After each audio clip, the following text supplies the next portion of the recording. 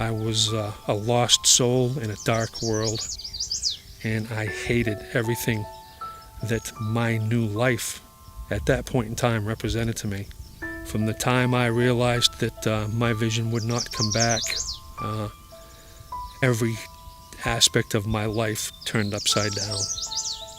Everything that I had grown accustomed to, that I had relied on, that I had known, that I could see, that I could feel, that I could touch, it was still there, but it was like it was just right out of reach, just out of reach.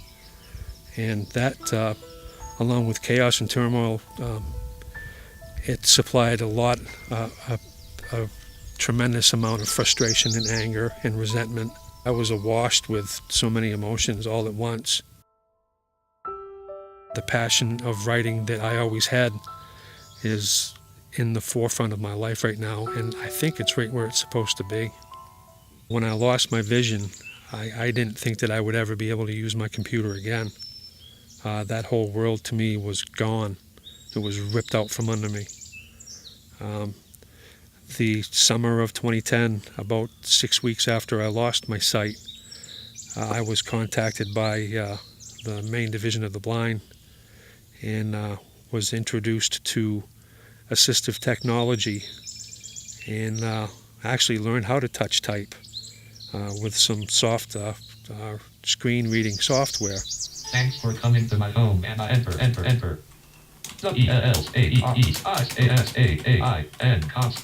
Even though he's announcing each letter that I type, I can usually tell where my fingers are, if I'm hitting the correct key or not, even without his verbal warnings. I have to do less and less spell checking now, which I like. The better I get, the less spell checking I have to do. Sometimes I would type out 4 or 5 pages for a blog post, and it would take me 10 minutes to go through the spell checker because there would be so many errors in it. But lots of times now I can get through the spell checker in 30 seconds for 4 or 5 pages, which is good for me. It's as if these stories have been in me my whole life and they've been waiting for an outlet to escape.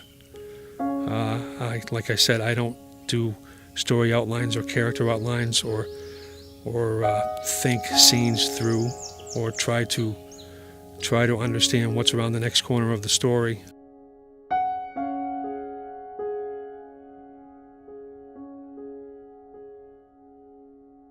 The story is about 5 teenage boys based in central Maine. They found out about an old abandoned house out on the outskirts of town and found out about some activities that were going on at the house. A secret that these boys came upon that the house had been hiding for a number of years. And it's an amazing tale of human spirit, really the human spirit that has defined our country over the course of its founding. 15 months for a 415-page book was, I was told, was relatively quick.